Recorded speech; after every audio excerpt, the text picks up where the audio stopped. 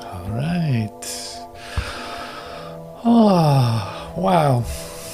So are you ready to let yourself, say, disappear into chapters 16 to 18 of A Course in Miracles? And this will be a great time to do that. So I'm happy that you're here to come and join in the light that is in fact with us in this. And it's a light, not of this world. It is from shining outside of time and space, but still within you. Shining it to a place within you that is forever. And so here, this is our begin. This is our meeting place where we discover, opening ourselves up for something great to happen, you could say. Now this great that is going to happen is already within you, so that's why we say use this Course in Miracles and the lessons and the chapters to discover what could be in the way, in a certain sense, what could be in the way of truth. Nothing, in fact, but what have I made real that I think is in the way. And so, so we're going to dive deeper into that. Chapters 16 to 18. This is the chapter just after the chapter 15, the Christmas chapter, where in fact the idea of the Christ being born in you, the rebirth of the holy instant, is in fact announced and is happening whenever you want it. So we continue with that idea of holy instant, Holy Spirit, of the titles. I could check out the titles. It's always great to read them. So chapter 16 has the title The Forgiveness of Illusions, and then chapter 17 is Forgiveness and the Holy Relationship, and then chapter 18 is The Passing of the Dream. Now that sounds really great, The Passing of the Dream. So this is in the Blue Book, in the original, you could say the original version that was made, Foundation of Inner Peace version that we use. And I use this specifically in these chapters, so I always tell a little bit how I do it. Now this time it is so given which paragraph to pick, so to speak, what is given to me. I'll use that. And I'll keep it short right now because we're going through the chapters and taking half an hour for every chapter. And so what is being offered is of a scale so lovely and so full of support, giving you every opportunity to take a look at what you're doing, why you're not even aware of. And suddenly, oh, wow, I didn't know I was doing that. Like this, I didn't know that I put this in place of reality. I had no idea. So there's nothing to blame for what you did, in other words, but there's something to discover, to wake up out of the limitations that you needlessly imposed on yourself. There was no need for it, but you did it and it's okay. Now it's gone. Now, in fact, you can release it. And this is the invitation continuously in the Course in Miracles. So it's a matter of release, of healing, as we call it, spiritual healing, of becoming whole again, and more of those synonyms that in fact remind you of that, what already is, and that is fully present in this instant. So this is why we usually have in our meetings too a moment of silence, but here, since there's so much emphasis on it's happening right here, it's happening right here, it's happening right here, it's happening right here, then it's like, this is pointing in the same direction continuously, now in different ways. So that's a meditation in itself. Now the way to listen to this, because it's like, okay, how can you do this? It seems like 1.5 hours. You'll see it isn't 1.5 hours. But how can you do this? Well, in fact, it is you start to open up your receiver for a certain frequency, a frequency of light and recognition and of, communication, really, within you. And then you will see that the words that I share will fit perfectly into that. There's no conflict in that at all. So it is already an exercise in fact, in surrendering into the frequency of love, of extension, and fine-tuning that. And so if there's anything that you need, you could say, it is given to you. If you need some energy because you seem to be drifting off a little bit, or a little bit more focus, even that is going to be given. But it's more like this experience that is being offered in these meetings can go as deep and as intense and as beautiful as you want. Just keep opening up, just releasing your ideas about what's going on, or how long it's going to take, or whatever. It's like, no, that has nothing to do with it. You will see it's just one instant. We're literally taken out of time while being in this here. And that's lovely. So that makes it easy. It shouldn't be an effort. If it becomes an effort, then you're doing something. Well, release that. You don't have to do that. So in this sense, it is a great meditation or contemplation, where there's a continuous influx of ideas that are whole, that are reminding you of the true essence of you, of that what you have always been, that incredible loveliness that you are, that cannot be taught, but certainly can be experienced. This is what is given here.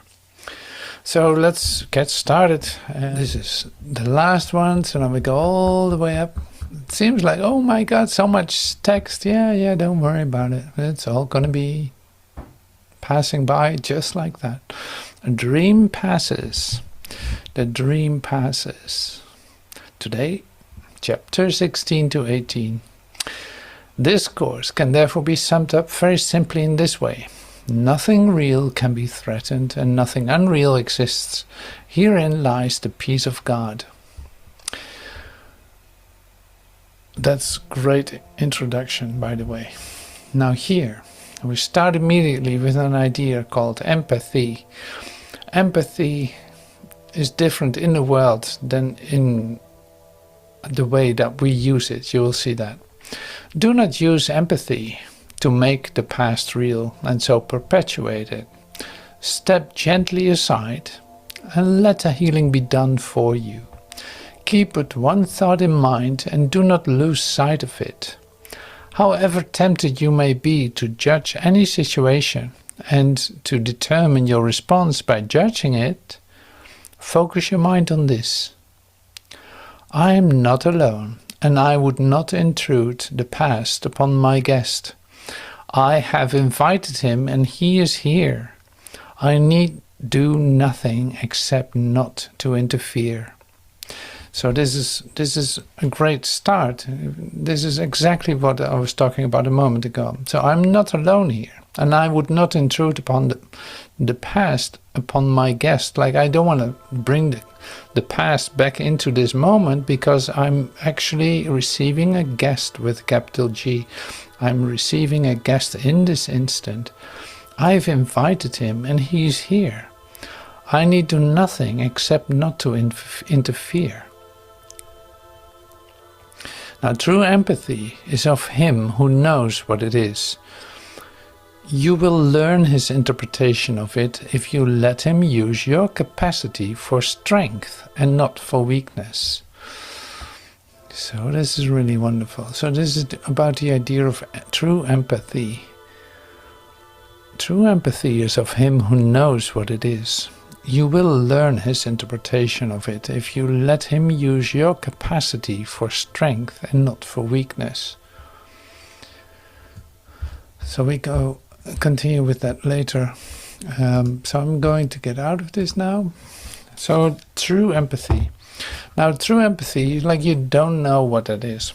So in the course it is being used as the way that we have been using, as human beings have been using true empathy, empathy basically was always seen as a very good thing. Like you listen to your brother because he's a victim of something, or he's ill, or he has a terrible occurrence happening, and you are there to comfort him, to maybe make some comparisons, like, oh, well, my neighbor has this and it's even worse, but so you should be lucky that you only have that, or who knows how you do that. As human beings, you compare it, or you in fact make real what seems to be the occurrence, not knowing that you don't have to do that. In fact, you don't want to confirm it, because if I confirm a limitation, a lack, or a disease in my brother's experience, if I confirm that,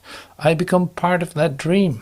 I literally am saying, like, yes, I know your sickness is mine too, and I'm so sorry for that, and I'm totally part of it.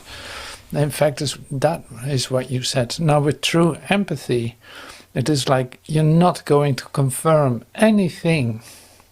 Like, and this is what is going to be shown to you, what is being interpreted for you, and you will learn this interpretation, is what it says here. So it's like you ask for help how to respond. You don't know how to respond to any of it anyway. So here it is. It's like there's not going to be a past brought into it, or a comparison with past situations. It's like, oh yeah, I had that too. Oh yeah, 10 years ago it was so terrible. I had a blah blah blah blah blah, and there you go again. So you brought the past into this moment to confirm, yes, it's right. What your experience is also terrible. I know what that is, because, well, for your reasons. This is bringing you and your brother back into the prison of human experience. Now, true empathy is always an invitation, in fact, to take you and your brother out of this. In fact, you inspire your brother for the alternative, because you're not confirming anything related to the past.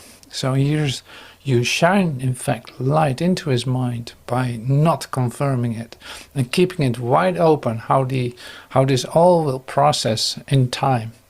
You don't know that. It's going to be given. And but you in fact inspire the alternative, the other possibility that we don't know of, but it can certainly be given. So do not interpret against God's love, for you have many witnesses that speak of it so clearly that only the blind and deaf would fail to see and hear them. This year determine not to deny what has been given you by God, for that is the only reason He had called to you. His voice has spoken clearly, and yet you have so little faith in what you heard, because you have preferred to place still greater faith in the disaster that you have made. Excuse me. Today, let us resolve together to accept the joyful tidings that disaster is not real, and that reality is not disaster. Reality is safe and sure, and wholly kind to everyone and everything. Yeah, that's always so different. So it's like reality is safe and sure and wholly kind to everyone and everything. This is always so like 180 degrees with the human solutions, you could say. So here it is like, no, you can completely trust it. No, and it's the best for everyone involved. It's not just good for the ones that you love or the ones that are special to you. No, this is the best for everyone involved. This fits into a great scheme of things, of a plan that is working out the salvation of the world and your part in that. That is so great about this. It's like it's the best for everyone. Now that saves time. Otherwise we keep repeating the same story and adjusting ourselves to it, thinking that it's normal or that's just the way it is. Like, how many times do you hear that? It's like, well, that's just the way, it's part of life, it's just the way it is. Like, well, you missed something here. It's not the way it is. It is not so. I'm refusing, like what we said the other day, is like when I'm refusing to pay. I'm not going to invest in that idea, in that way of thinking. I cannot do that any longer. Okay, so here's the one. We have already learned that everyone teaches and teaches all the time. You may have taught well, and yet you may not have learned how to accept the comfort of your own teaching, in fact, of your teaching. If you will consider what you have taught and how alien it is to what you thought you knew, you will be compelled to realize that your teacher came from beyond your thought system. Therefore, he could look upon it fairly and perceive it was untrue. He must have done so from the basis of a very different thought system and one with nothing in common with yours. So this is a bit about what is actually going on in your transformation. Like, we already learned that everyone teaches and teaches all the time. Like, there's no other way. You are demonstrating that what you believe to be true. Whether that's illusion or whether that's truth itself. That's inevitable. You're going to demonstrate that in everything that you are. Now here we learn as a new way to look at everything. In fact, a new vision is given to us. And this new vision is, we cannot make it up. Like, we cannot compare it to our thought system that we had before. So this is coming from out of time, like out of this construct that we have made. Is coming from outside of that, and that's why it can see so very well what is true and not true, because coming from truth, it is easy to see that the illusions are not real.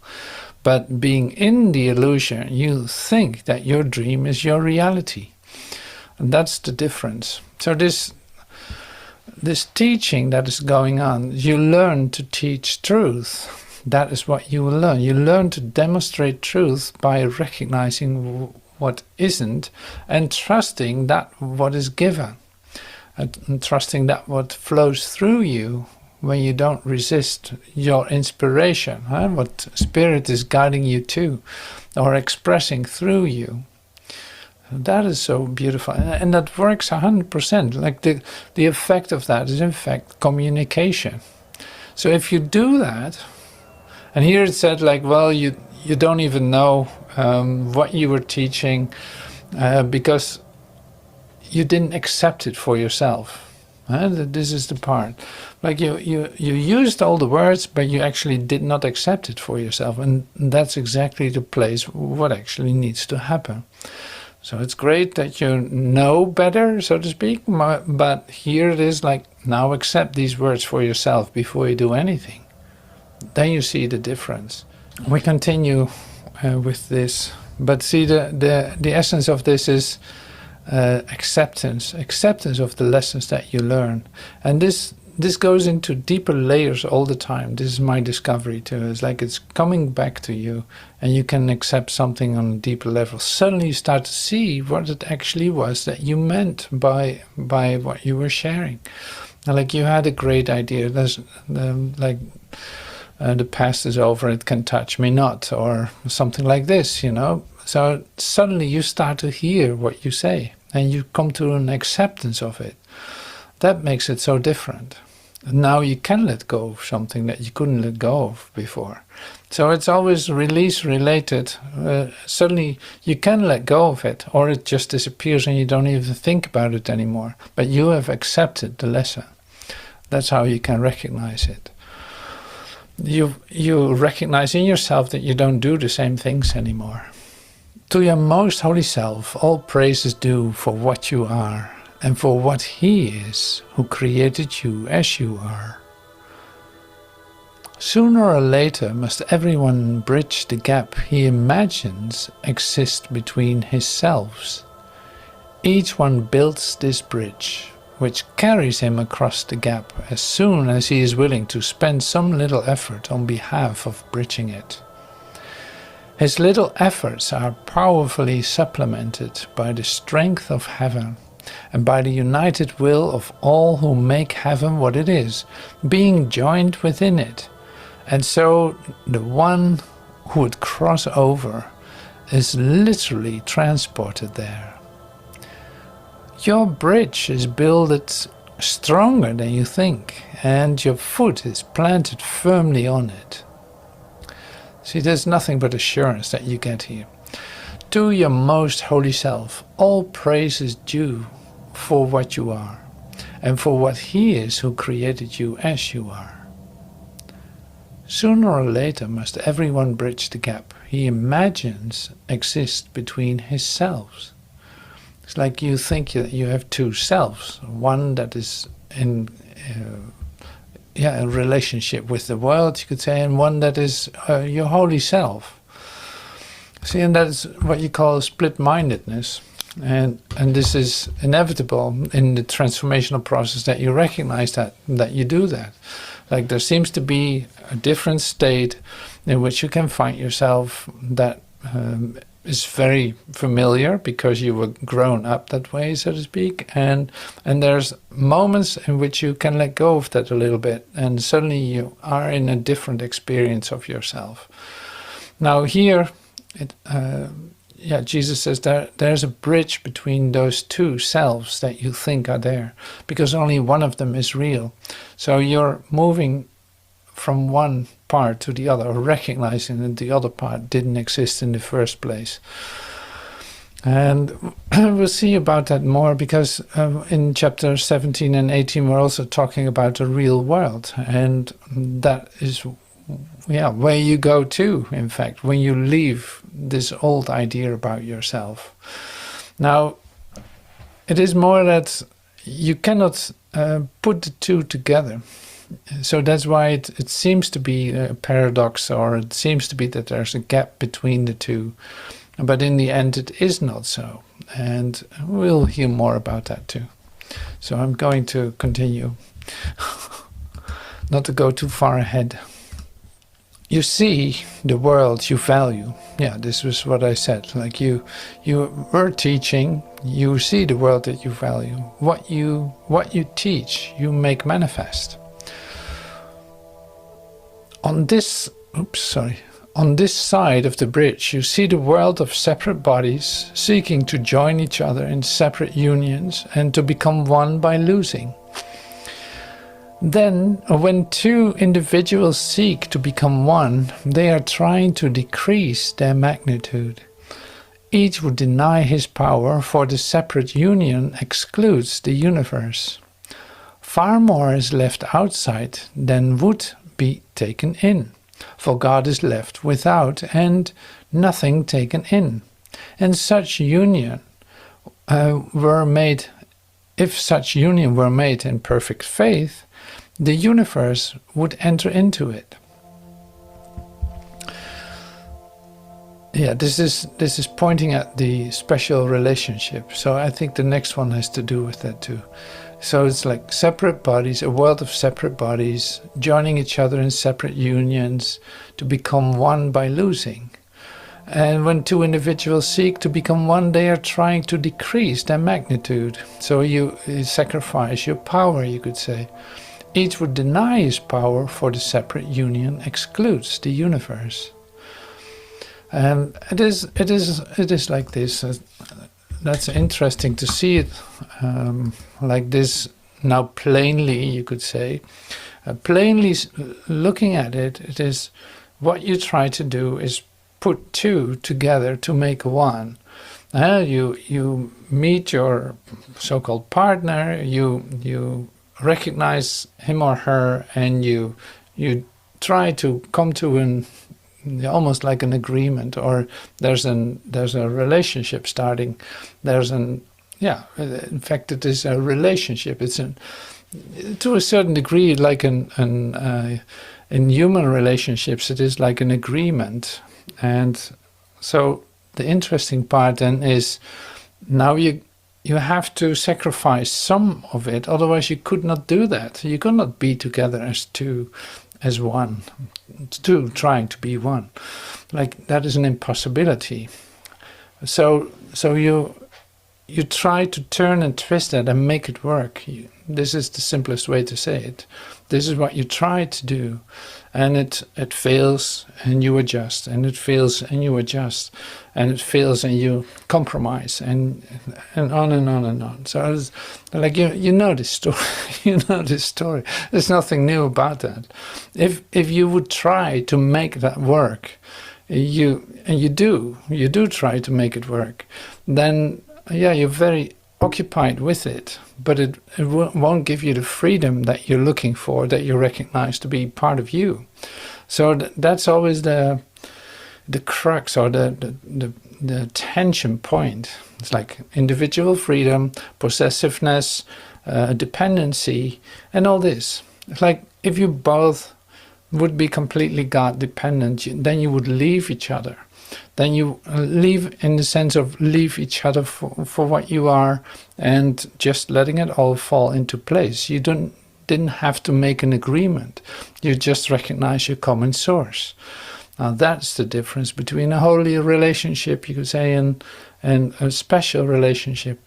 A special relationship needs a specific body, and a holy relationship is present in its recognition of true relationship, of true communication.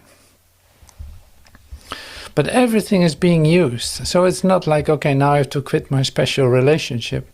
No, when you ask Spirit to come into it, like it will find its place in your relationship. And it's the relationship itself, even though based on separate entities, you could say, is still used to recognize a common source. See, if such a union were made in perfect faith, the universe would enter in. Across the bridge, it is so different. For a time, the body is still seen, but not exclusively as it is seen here. So the little spark that holds the great race within it is also visible, and the spark cannot be limited long to littleness. Now that seems to be a bit mysterious, like in its expression. I will come to that in a second. Once you have crossed the bridge, the value of the body is so diminished in your sight that you will see no need at all to magnify it. For you will realize that the only value the body has is to enable you to bring your brothers to the bridge with you and to be released together there. The bridge itself is nothing more than a transition in the perspective of reality. Now, in fact, this is the whole story of what is going on. Across the bridge, it is so different. For a time, the body is still seen, but not exclusively anymore, as it is seen here, in the world. The little spark that holds the great race within it are also visible. And this spark cannot be limited long to littleness. And in fact, this is referring to your inner experience of light and love. It's like you experience a moment of connection, of communication, a holy instant. You experience this holy instant with your brothers as in a miracle. You literally recognize that there's something completely different going on. Now, did I need my body for that? No. Temporarily, it's like used to, for instance, to meet each other in a certain location or in a certain moment in time. And it seems like you need the body to do all these things. But that's not even true. So in the moment of recognition of this light that comes into your mind and starts to expand from within, like the great rays of light, coming from the spark of God, you could say, within you, just only stirring up your passion for God and coming into a sense of a deep gratitude that just keeps expanding. Now, where does the body, what is the body useful then in this sense? It's like it doesn't play any role at all. So the value of it, as you have seen it from before, diminishes. Like it is of no use really. And because you discover later on too that you don't even need the body to connect, but this communication is universal. It is the only natural thing that can really occur in your experience of connectedness to the universe. So all the ideas that we have about supporting each other, bringing each other together, and doing things together in the light of a new reality for us is temporarily useful, but it will also change. And that's the hardest thing always when you're even in a transitional process. You think it will stay like that forever, and that is just not true. So it changes, it shifts, and it becomes more clear within you, and you come to the realization that that is whole in itself. You don't need anything for that. So this is, of course, everyone is included in it. Don't get me wrong, but it's like in fact there's no demand, or there's no request, or there's no need, in fact, anymore concerned with it. That is the beautiful part. So and you're being set free of all of that. And first it seems like you're losing something, but in the end you could say it's like your very natural freedom that you know to be your truth, and that you know to be yourself. Okay, so this is chapter 17 coming in. Ah, good, great. Nice. So let's continue. When you maintain that there must be an order of difficulty in miracles, all you mean is that there are some things you would withhold from truth. Now, why does it say that? Why does it say that? When you maintain that there must be an order of difficulty in miracles, all you mean is that there are some things you would withhold from truth. Okay, I'll continue in a second. So the thing here is this. It's like you think in terms of differences. You think one thing is harder than the other. Like standard comparison is like to heal a cold or to heal a stage 4 cancer. That seems like a different thing. If you go to a hospital, they would confirm that to you. It's like, oh no, that's not the same thing as a cold. Oh no, it is like big or whatever. So here it is like, no, the confusion, the whole idea of thinking that you can become sick or ill is just as confused with a cold as it is with stage 4 cancer. And there's no difference in that. It's the same idea, thinking that you're separate from everything that is, and that there's an opposite to perfection, which there isn't. Now that is why it's the same. So that's now here it says, like, if you think in terms of differences in miracles, then basically it comes down to that you want to withhold something from truth. Like, as if you want to keep it apart, like, okay, don't touch this. This is delicate. This is very special. And it's, it cannot just happen with any miracle. It needs a special miracle. And that's why I keep it apart. Now, in fact, you use that to withhold it from truth. But that selection that you make is based on your ideas about yourself. In other words, on things that you might treasure. Like, no, don't touch this, whatever you do. No, I want to keep this close. This is my ultimate pain that I carry with me. No, don't touch it. No. Because, in fact, you want to keep that. Now, it says, like, you're withholding it from truth, like it's a defense against the truth. And you don't need to hold that specific part, but you're allowed to do it. It's not, nobody's going to take it away from you. I'm not going to take anything away from you, no. But it is the same as letting go of anything. of offering it to spirits. Like, I don't know what to do with it. Take care of it for me, because I don't want to be concerned with it. If you could say it like this and bring it in like that, then it would be gone in an instant. You believe truth cannot deal with them only because you would keep them from truth. Very simple. Very simply said, your lack of faith in the power that heals all pain arises from your wish to retain some aspects of reality for fantasy. If you but realize what this must do to your appreciation of the whole, what you reserve for yourself you take away from him who would release you. Unless you give it back, it is inevitable that your perspective on reality be warped and uncorrected. Unless you give it back, it is inevitable that your perspective on reality be warped and uncorrected. Now, I can tell you this, it's like each of us present here or listening to this does that. You do this. This is exactly what you do. And that's not bad. It is not, you just have no idea that you're even doing it. So it can come with an idea like, I don't feel free, or I'm not too happy today. I don't know what's going on. It's like, well, you can bet on it that you're holding on to something that you don't want to give away in order to feel the way that you feel. You have a reason for it to hold on to it.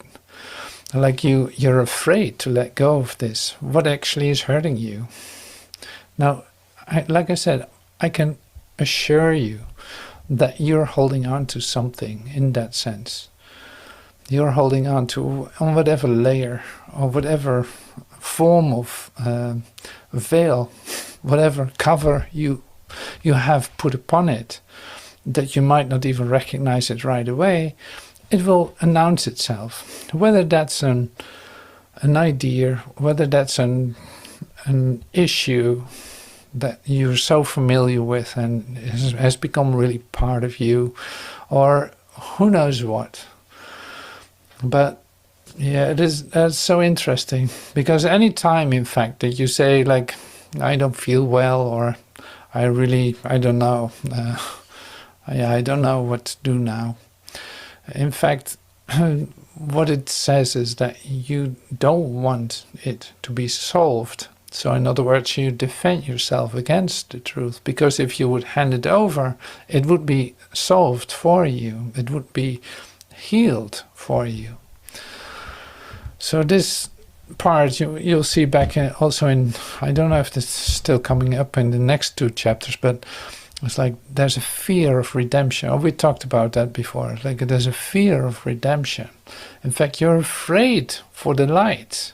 You're not afraid for darkness or for death. No, it's like the life, the light that you're afraid of. And that hurts. So it's even in your body configuration, you might find it back. Where exactly are you stopping the energy from really going through your system? Like where is that occurring? Do you have your pain here somewhere, or starting here, or maybe in your head, or who knows where? It's literally where you stop the energy from moving deeper into your system and flowing back out of it, allowing it to freely flow. In fact, you stop that and say like, no, this part up to here it's okay, but I'm not gonna go deeper into that. I'm gonna keep it like here, and I'm such a victim of my pains and ills. Or at the same time, you can say that too. So this is a bit like 16 and 17 come together here with the true empathy and looking honestly at yourself, what you are doing. When are you announcing your uncomfortableness?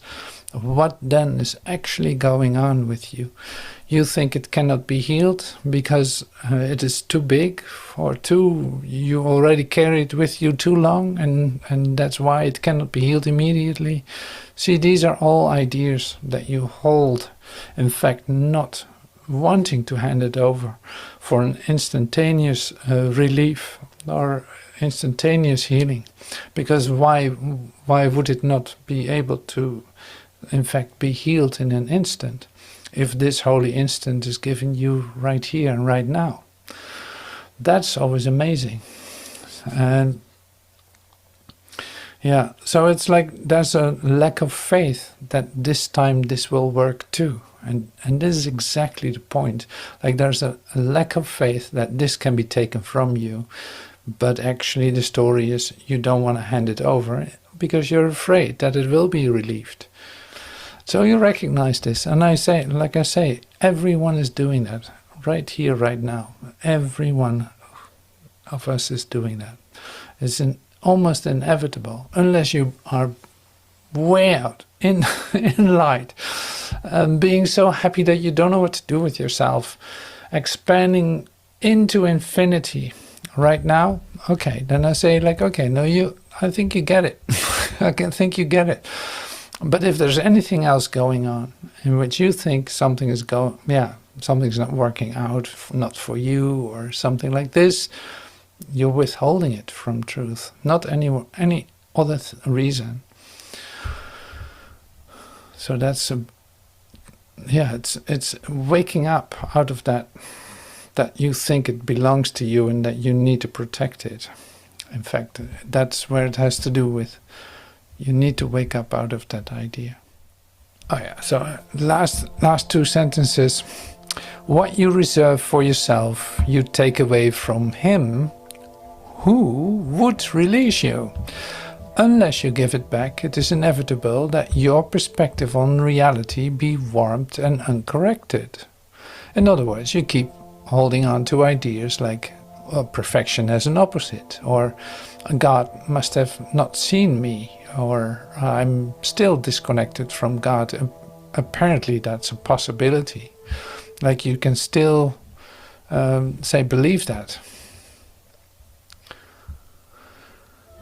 The real world is attained simply by the complete forgiveness of the old. The world you see without forgiveness, that's the old. The great transformer of perception will undertake with you the careful searching of the mind that made this world and uncover to you the seeming reasons for making it. In the light of the real reason that he brings, as you follow him, he will show you that there is no reason here at all. Each spot his reason touches grows alive with beauty, and what seemed ugly in the darkness of your lack of reason, is suddenly released to loveliness. Not even what the Son of God made in insanity would be without a hidden spark of beauty that gentleness could release. See, this is really great. It's like each spot his reason touches grows alive with beauty. And what seemed ugly in the darkness of your lack of reason is suddenly released to loveliness. Now this is A Course in Miracles. Like that is A Course in Miracles. There is no reason for this at all. There's no reason for limitation, for darkness, for conflict. There's no reason for it. And it becomes obvious when the light shines on it. What could possibly... I'll bring some ideas in. Like what could possibly prevent this moment from being complete and whole and perfect in your experience of yourself? What could possibly remove that idea? Like, is there a moment, an eternal moment, that isn't complete and whole and perfect? What on earth can that be? Well, on earth you could think like, well, there's something there. There's something that didn't work out. But here in this way of looking at this, it's like in looking at it from wholeness, from a whole consciousness, what could be the conflict in this whole consciousness? What could be opposing this whole consciousness? There's only one of that. It's like there's only one consciousness. It cannot be in conflict. It cannot compare itself, because there's nothing really there to compare itself with. There's no competition in it. There's no lack and limitation in it. There are no opposites in it. Now, what could destroy, you could say, what could destroy the loveliness of this instant? Absolutely nothing. Like, that's a total impossibility. Now, if you let that sink in a little bit, you literally feel the perfection of this moment, bringing you home, in fact, seeing that everything is healed and whole in this instant. Nothing can take that away. Nothing can disturb that. Time is indeed unkind to the unholy relationship.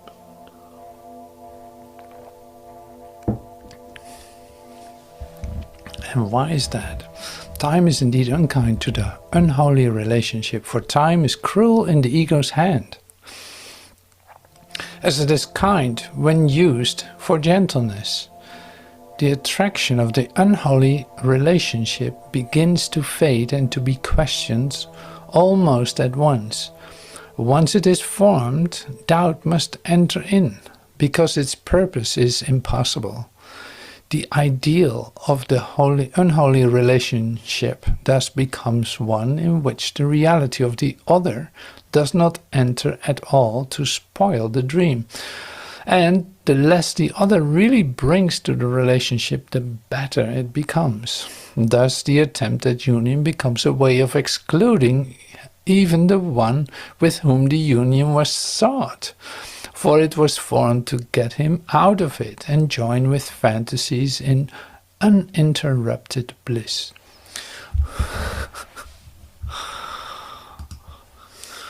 I love this.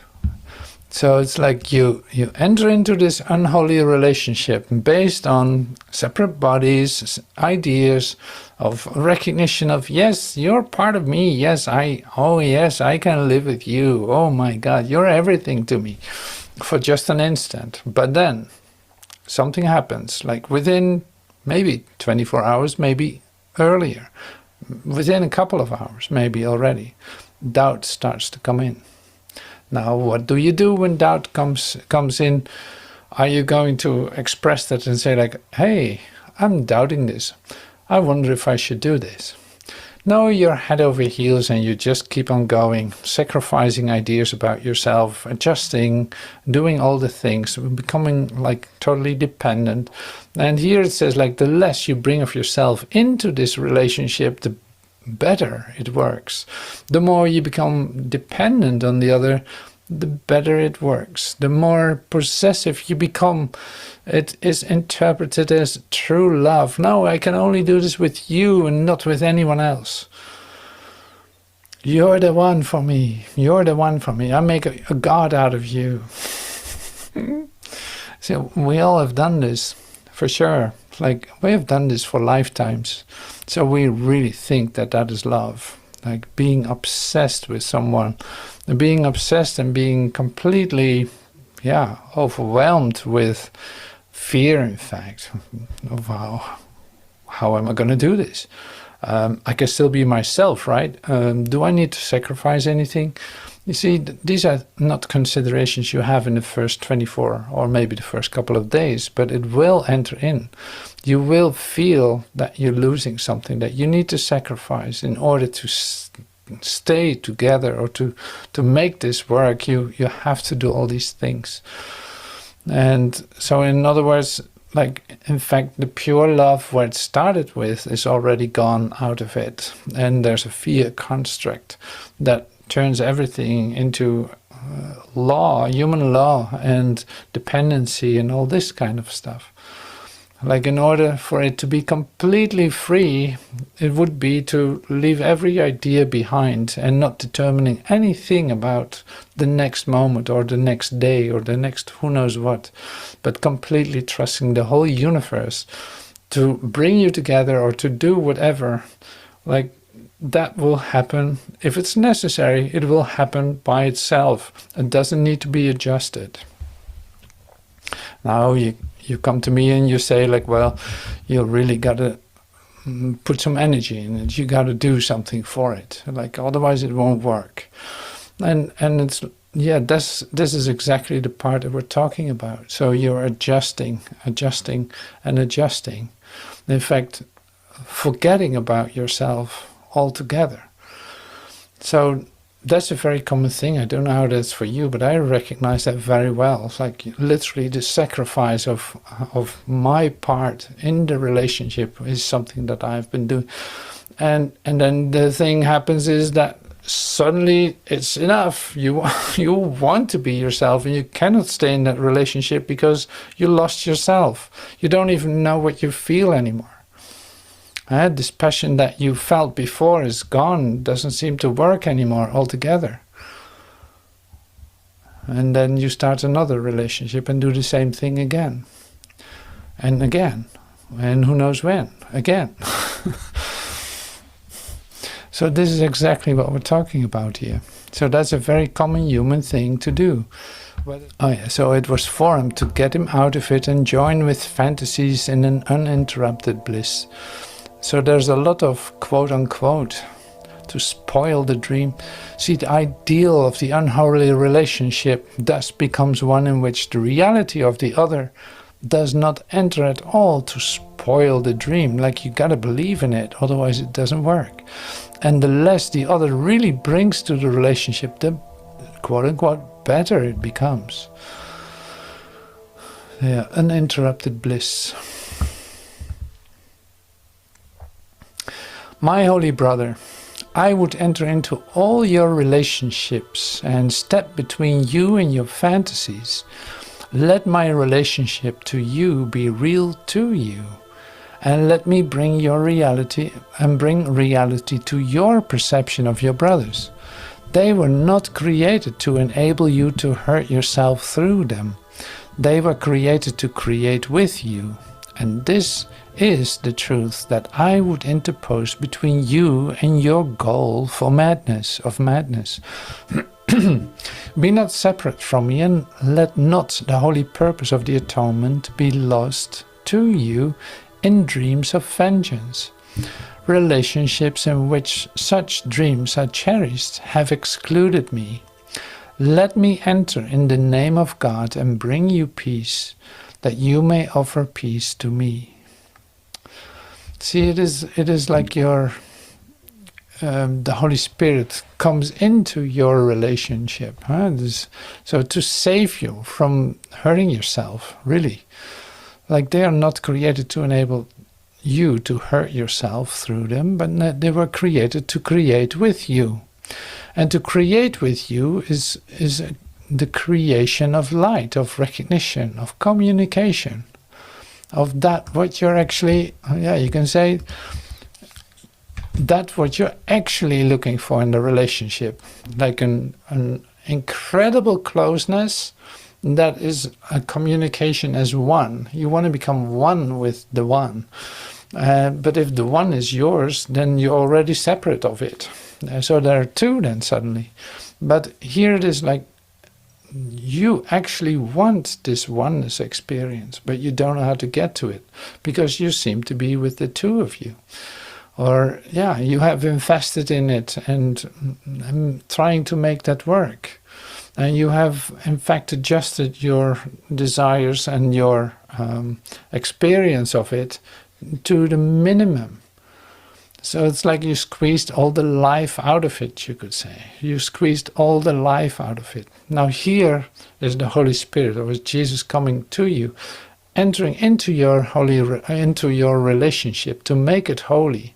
And this goes, you don't have to do that yourself. No, it comes in your relationship to make it holy. And that is really a matter of getting out of the way and letting that occur. Then every day is a new day. Then every time is a new moment in time. A moment, in fact, for the invitation of letting the moment be whole and perfect. And not to adjust it to your needs or not to adjust it to what you think the relationship should be. No, literally to open up, to create as one, to recognize, to come into communication. You are very new in the ways of salvation and think you have lost your way. Well, your way is lost, right? But think not this is lost. Don't think that this is lost. Your way is lost. So that's why you can feel that way too. Like you can feel so lost in this transformational process. But don't think that this is lost.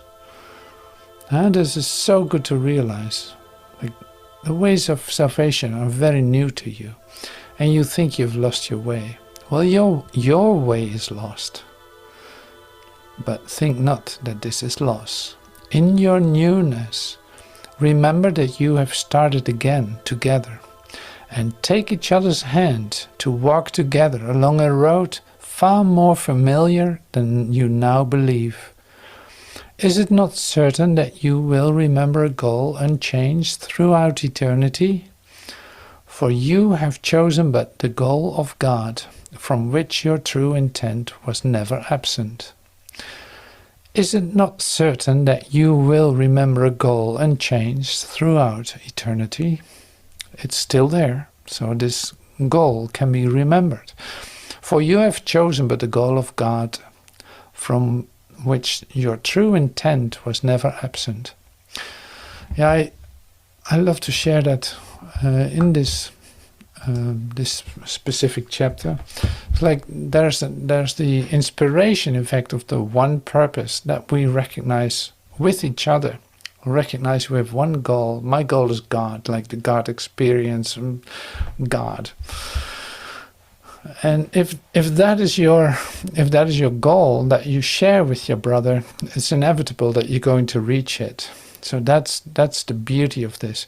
So this can be true in your so-called relationship.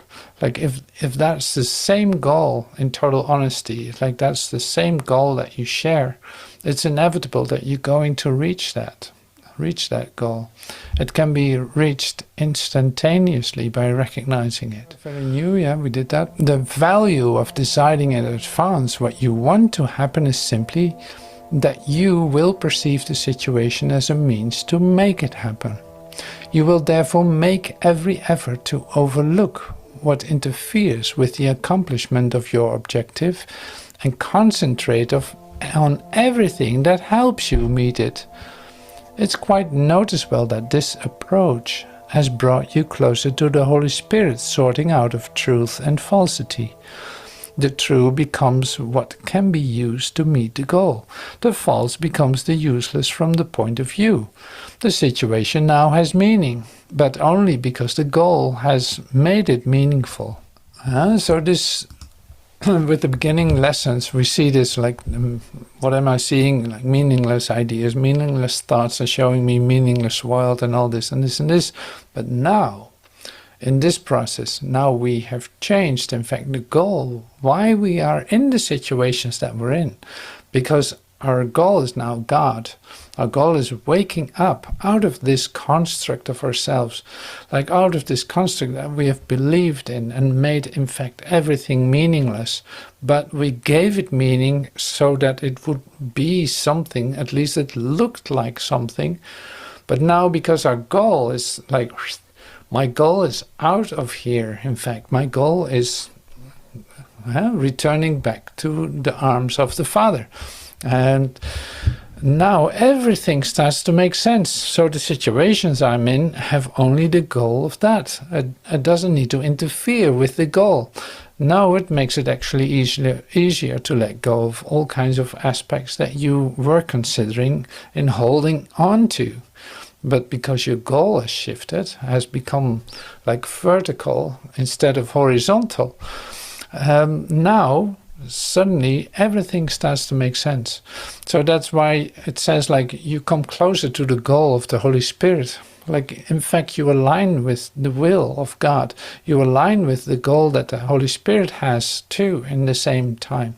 So that is only based on returning back home. Now that's why it becomes easier to let go. And even though you feel lost, it's all right. Like, yeah, my way is lost. I can see that. I can see that my way is lost. The way that I was holding on to this way that I was walking is lost, but I'm not lost. No, I'm perfectly taken care of, because my goal is unchanged, has never changed. I always wanted to return home.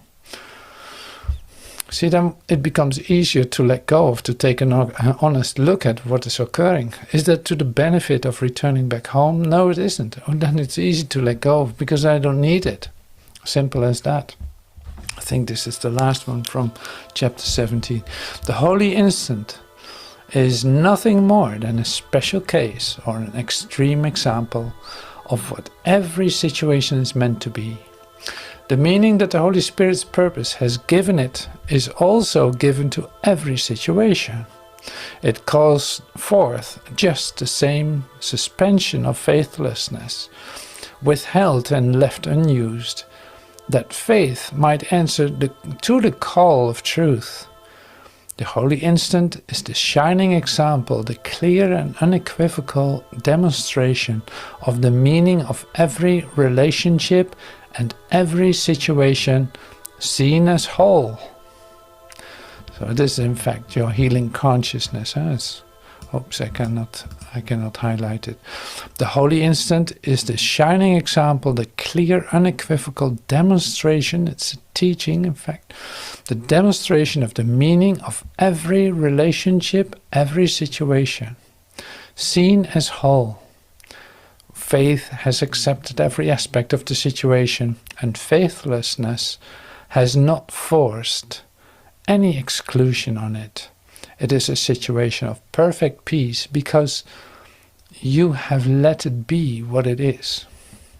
Yeah, so the holy instant is in fact an example of what every situation is meant to be. Now, when you experience an holy instant, it makes perfect sense, because you recognize it as a perfect moment. Like, wow, this could not be better. In fact, you feel the communication, you feel your relationship with your brother, you feel everything else just fading for just a moment. In fact, you become free in that instant, and you recognize that as this is what is normal, this is what is natural.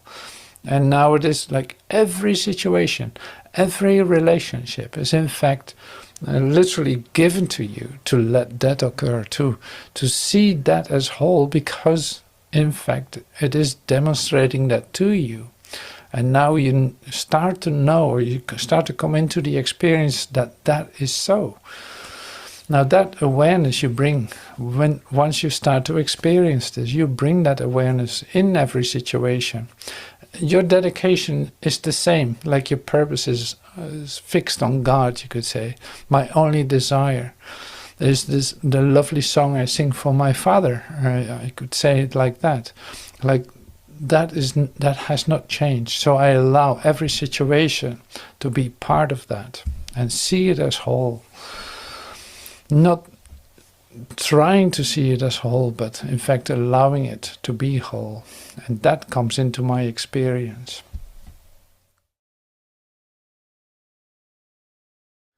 The passing of the dream. Oh yeah, okay. So the passing of the dream.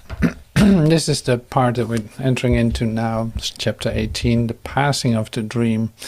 So this is after 18 chapters that this comes in. So the passing of the dream. So we're aware that we're in a dream. Yeah, we're aware of that.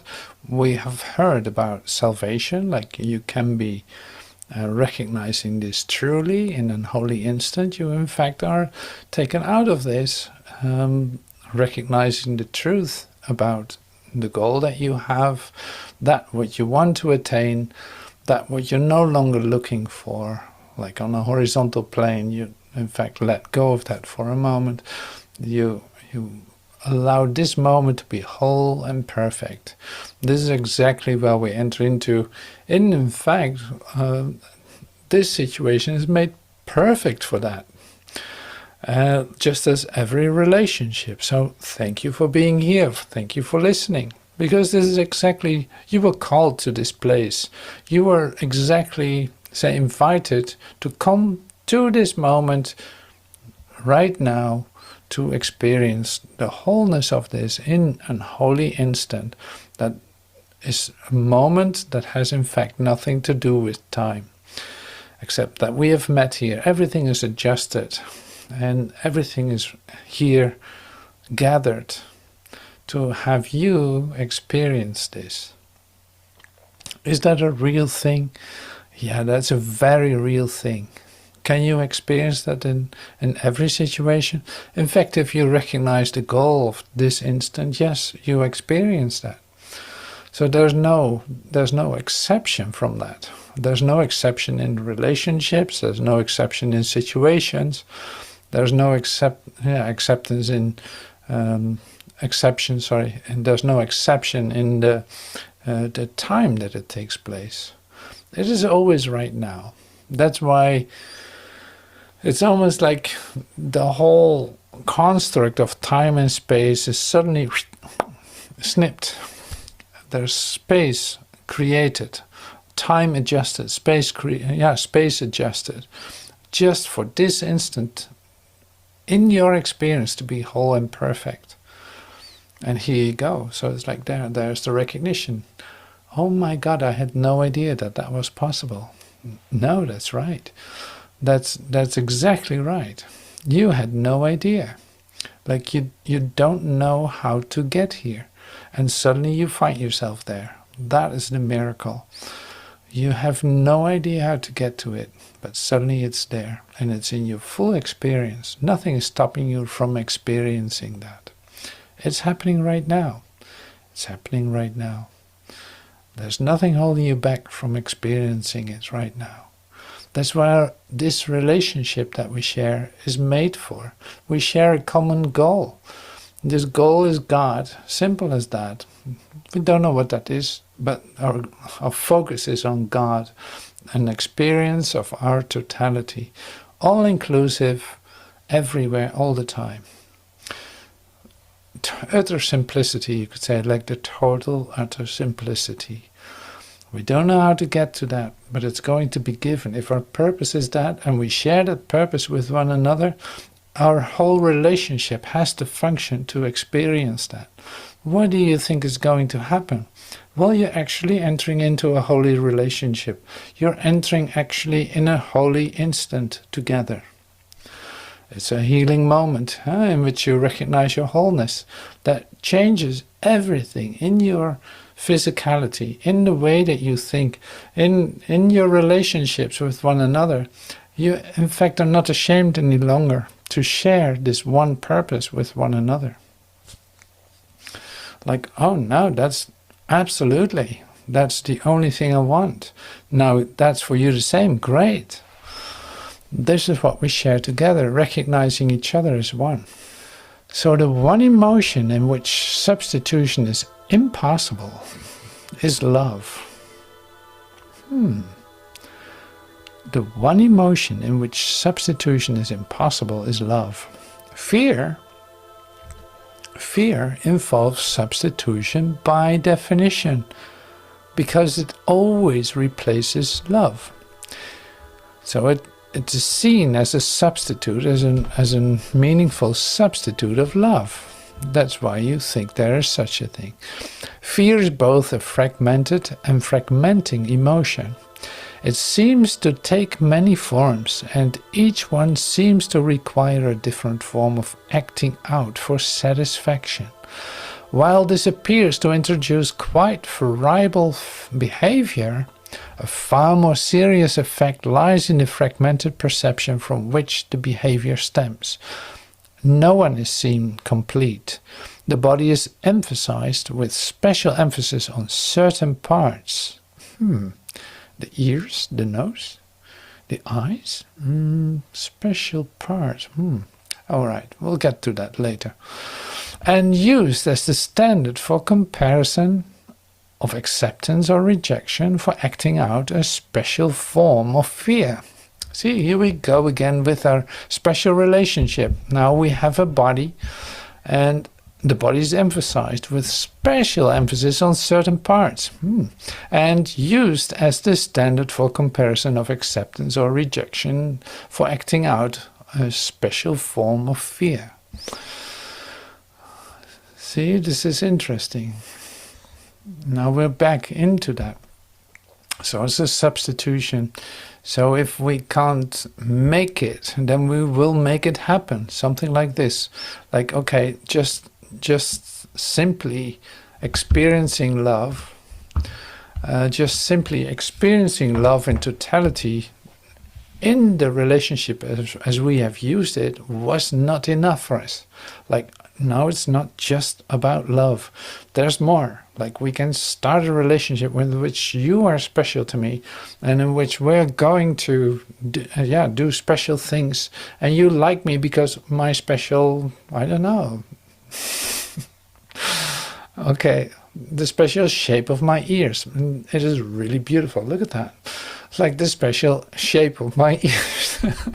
Or the special shape of my nose. Or who knows? Whichever is attractive to you. You know, it's like, this is how we look at it. This is how you work it out. So if you can't get it by just experiencing love as a total experience of yourself, a shared experience with your brother, now you want more than that. You want not just love, but also, in fact, a substitute of love. What happens is that you become fearful. You suddenly are also afraid to lose the one that you want for yourself, but seems to move in different direction, or maybe is hesitating, or who knows what happens. Now this goes on and on and on. So until something changes. So that's the interesting part. So fear is always a substitute for love. So if there's a total love experience, what else would you need? Nothing. So this is a man-made idea that you need more than love in order to have something. Love wouldn't be enough. So you make substitutes. This is an essential part. And you adore the special attributes of the whoever is making you complete. The body is emphasized, special, yeah, we were there. So while this appears to introduce quite variable behavior, a far more serious effect lies in the fragmented perception from which the behavior stems. No one is seen complete, and that is absolutely, like, no one is seen complete, but for the relationships, it is incredible, wonderful material to work with, to make each other better, to make each other complete, to do therapy together, or to have some serious feedback for each other, so that you might grow into one that can be perfect, or actually not wanting to become perfect, but at least trying to get perfect. So adjusting everything, trying this, trying that. Maybe it's, no, it was me. No, it's you. No, it's all about you. No, it's me. I did it. I'm sorry. No. Let's make it better. I'll do this then, and then you do that. And so this is also the part that you keep yourself busy with in the human relationship. You recognize that for sure too. Like, you keep each other busy perfecting and adjusting and all this in order to come to something that will never be perfect, but at least you're heading in that direction. It's tiring. It's tiring. It's never gonna work. You can do as many therapy sessions as you want, but still not complete. Now what happened? When you seem to see some twisted form of the original error rising to frighten you, say only, God is not fear, but love, and it will disappear. The truth will save you. It has not left you to go out into the mad world and so depart from you. Inward is sanity. Insanity is outside you. But you believe it is the other way. Insanity is inside. Outside is sanity. Like, I'm not able to adjust to this world. What is wrong with me? And that's a very common thought. Now you learn here that you don't need to adjust to something that's insane. No, your sanity is found within you. You but believe it is the other way, that truth is outside and error and guilt within. Your little senseless substitutions, touched with insanity and swirling lightly off on a mad course like feathers dancing insanely in the wind, have no substance. They fuse and merge and separate in shifting and totally meaningless patterns that need not be judged at all. To judge them individually is pointless. Truth is outside and error and guilt within. Your little senseless substitutions, touched with insanity and swirling lightly off on a mad course like feathers dancing insanely in the wind, have no substance. Now you might recognize your thoughts to go that way. You might recognize yourself that your thoughts are going that way, like feathers insanely twisting and swirling by the wind. That you don't even know what to think about it anymore, about yourself, because you're still guilty and you're still afraid and you're still doing this and you're still doing that. And the world still tells you that you're not worthy of it and that you have no chance, or that who knows what. Like the dancing feathers is of course a great metaphor. You see it in front of you. And this is really like, I recognize that as the thoughts that I had as a human being, thinking what to do, like how can I ever comply to what is being asked of me in this world or in this relationship or in this special relationship. How do I need to adjust myself? I don't know anymore. So then I break out of it to start the same journey again or something like this. So here is then, you even don't dare to look within, because there might be something that you really don't want to see. Guilt, fear, and secrets, and not such nice stuff like this. Well, it is like, no, it's not that way. Now you can easily go within. So that's why in healing appointments or anything, I always say, like, yeah, you go into that. Don't be afraid where you will be brought to. This is, in fact, also my individual healing experience that I had, like spiritual awakening that I underwent, exactly diving into the fear. I thought that I was this fearful character and that everything that I did in this world wasn't right. That I was so afraid to make a mistake, or that I was so afraid to lose everything. And because that is what I've seen, like that was my human experience in this world. Now here it goes the other way around. Like this sanity is within you. Suddenly you go through this fear, suddenly you go through this guilt, suddenly you go through all that what seems to be so terrible, and you come out on a different place within yourself, and in fact you come in touch with your sanity. Suddenly you have this holy instant of recognition, of communication with Source, seeing that nothing is wrong with you. There is nothing, like everything went just right. You just were afraid to go that deep within yourself, and you thought you would see some terrible thing, and it wasn't so. Like, no, this insanity is outside, it is not within. In your inward journey within, into this depth of you, there is the purity of being. God is not fear but love. So if there's anything rising to frighten you, God is not fear but love. Now it can disappear. You broke the spell, so to speak. Fear is like a spell. You have been called, together with your brother, to the most holy function this world contains. It is the only one that has no limits and reaches out to every broken fragment of the sonship with healing and uniting comfort. This is offered you in your holy relationship. Accept it here, and you will give it as you have accepted it. The peace of God is given you with the glowing purpose in which you join. The holy light that brought you together must extend as you accepted it. Yeah, exactly what we were sharing just a moment ago. Dreams are perpetual temperance. temper tantrums.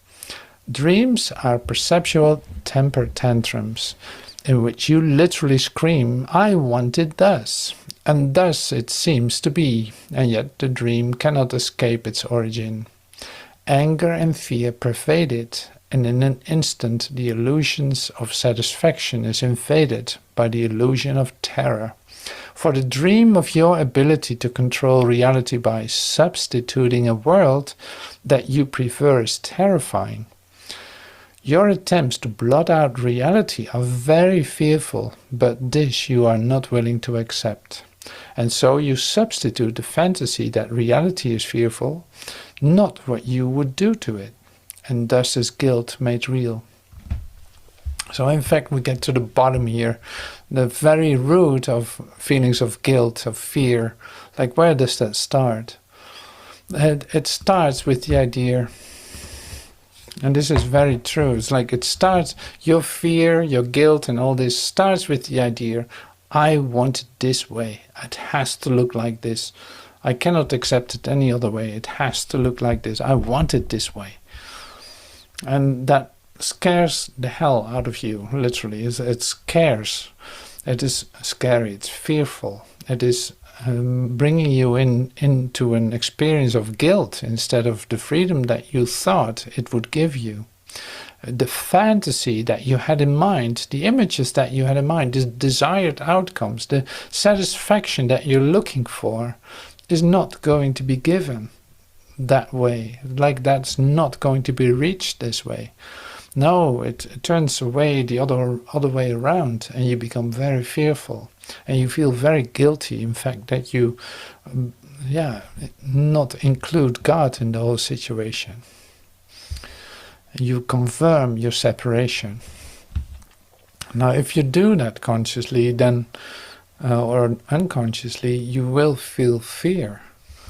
Let not the dream take hold to close your eyes. It is not strange that is it not strange that dreams can make a world that is unreal? It is the wish to make it that is incredible.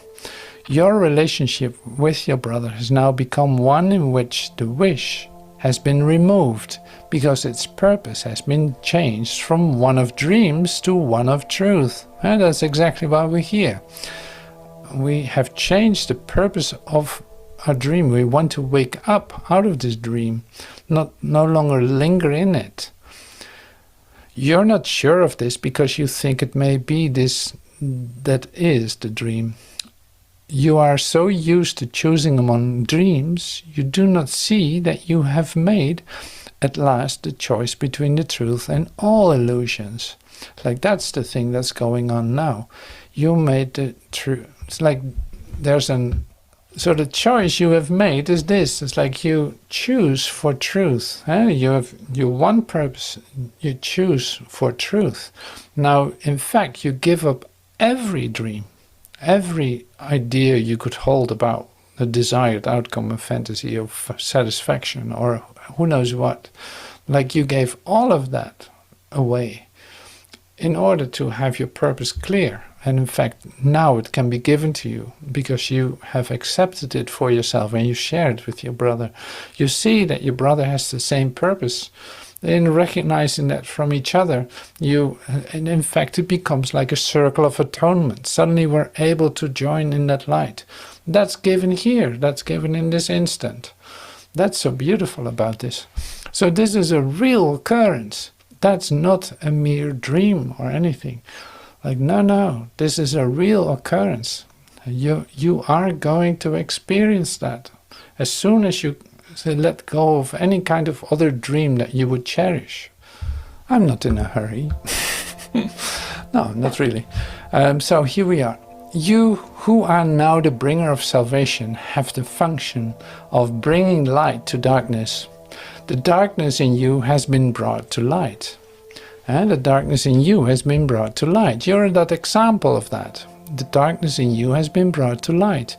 Now carry it back to darkness. Shine your light into this world, into this holy instant.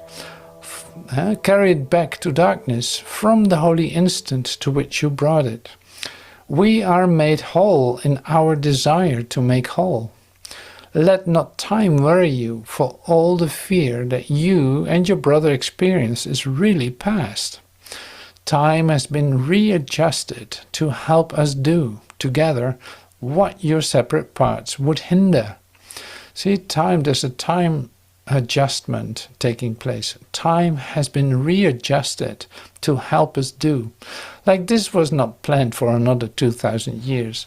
The fact that we're here together and that you're listening to this is literally proof that this time readjustment has taken place. This wasn't scheduled for another 2,000 years, and you are experiencing it now. You have gone past fear, for no two minds can join in the desire for love without love's joining them. How lovely is that? No two minds can join in the desire for love without love's joining them. This is the win-win that we have right now. Like there's a desire for love. There's a desire for wholeness. There's a desire for God that we share. And that's happening in this moment. And now say love can join us here in this. There's a unification going on, a time adjustment, a unification of purpose. And we only want one thing. The desire for love. To recognize yourself as what you are. You have, oh yeah, this is so funny. It's great. It's like you have reached the end of an ancient journey, not realizing yet that it is over. You are still worn and tired, and the desert's dust still seem to cloud your eyes and keep you sightless. Yet he whom you welcomed has come to you and would welcome you. He has waited long to give you this. Receive it now of him, for he would have you know him.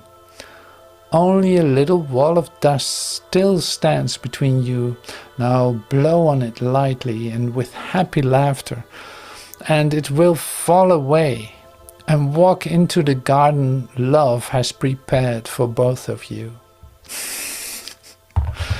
So is this a real experience? Yes, it's happening right now. So in our shared purpose of love, like that is given here in this instant. Now, there seems to be a bit of, say, sand dust in my eyes still, or a little bit of a cloud around my head. Like, yeah, no, wow, what was that? And suddenly it becomes clear that this was the only reason that you were ever born or that you were ever here. It's like it's happening now. We join as one in this wonderful light, and that is given us. That is the fulfillment of all. And we don't realize that the journey is over. Like you still think it's going on and it takes a moment and this and this. Like no, the journey is over. It's gone. The past is gone. The whole journey is gone. You're present here in this recognition of the love that you are. Sharing this with your brother and communicating with God. Love is not learned. Its meaning lies within itself. And learning ends when you have recognized all it is not. That is the interference. That is what needs to be undone. All that love is not needs to be undone. Love is not learned because there never was a time in which you knew it not. Learning is useless in the presence of your Creator, whose acknowledgement of you and yours of Him so far transcend all learning that everything you learned is meaningless, replaced forever by the knowledge of love and its one meaning. So love is not learned. It's what you are. You can't lose it, but you start to recognize it now, like in its fullness.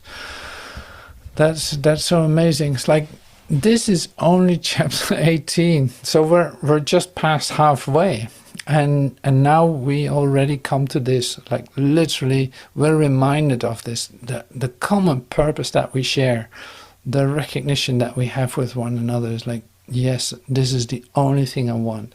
I want to feel in fact, feel the love for my brother, and recognizing that my goal is wholeness, is love, is waking up out of a dream of limitation, of separation, fragmentation, conflict, lack, pain, disease, disaster. All this can go. Like, now that were all manifestations, all substitutes for love. And love doesn't need to be substituted. Love is all there is. Love is wholeness. Love is what I am. Now this is exactly where we're heading, like in the experience of that. This is the invitation to that experience. So, like I said, it's only chapter 18. So next week we continue with chapter 19 to 21. And I hope to see you then. So thank you so much for joining this adventure of awakening, recognizing that our purposes are united, and that love will unite us in this. So thank you so much for your presence and your communication, your openness, and your sense of adventure to do this. Thank you so much. See you soon.